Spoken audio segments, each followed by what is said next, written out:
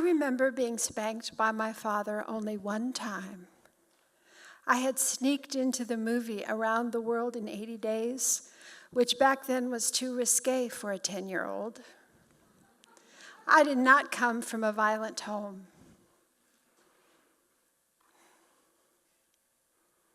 It was 1969.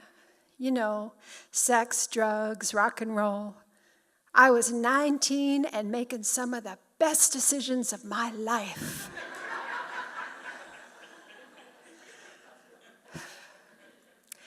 That was the year that I met Eddie. God, he was handsome and smart and charming and artistic and politically great. He was just perfect. My friends and family didn't think so. They warned me about him, but I knew they just didn't understand.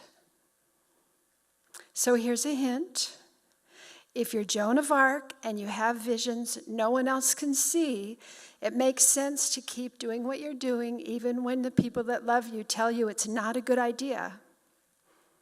I was no Joan of Arc. When I was 5 months pregnant, he beat me up and I lost that baby. A year and a half later, I gave birth to our son, Jemiah. And I knew it was time for me to go.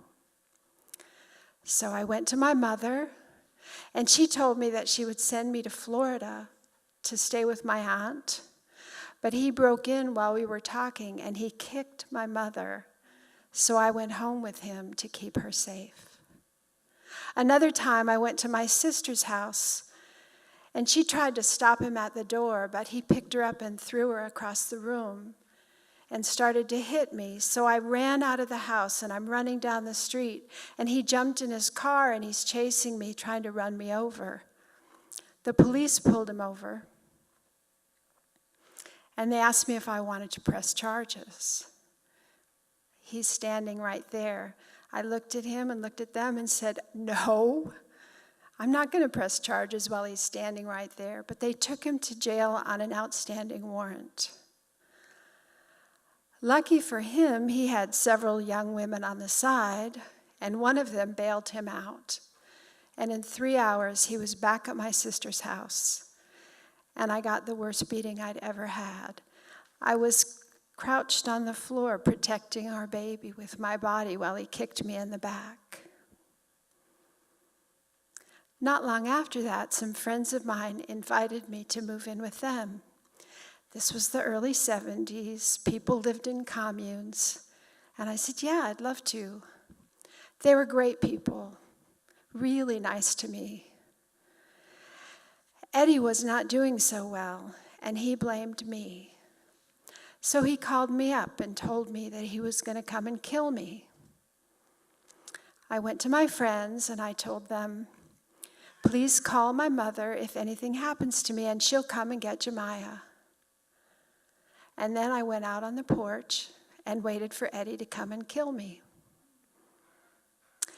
In spite of what you may think, because I sneaked into that movie when I was 10, basically I'm a good girl. Good girls don't make messes. Good girls don't make scenes.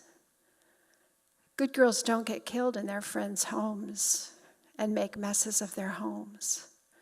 So I went out on the porch to wait for Eddie to come and kill me. And my friends came out and said, what you doing? And I said, I'm sitting on the porch waiting for Eddie to come and kill me. And they said, you can do that, or you can come inside and we'll protect you. Well, they just didn't understand, so I explained, you can't protect me from him. My mother couldn't protect me, my sister couldn't protect me, the police couldn't protect me. No one can protect me from him. They said, we think we can. We'd like you to trust us. So I did. I went in the house. And in a very short period of time, the lawn was covered with people who were standing there waiting for him to come. And when he got there, they told him, try something. We'd like a court case about how it's okay to defend a woman who's being battered. Now, my friends were really articulate and intelligent, and I'd like to think it was the strength of their argument that got to him, but I think it may have been the guns that were pointed at him.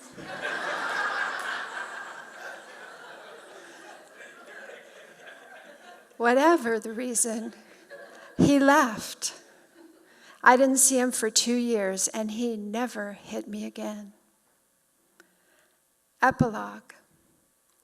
For the last 45 years, I've worked to end male violence against women. I started one agency. I've pulled a couple back from the brink, and I've helped others to grow.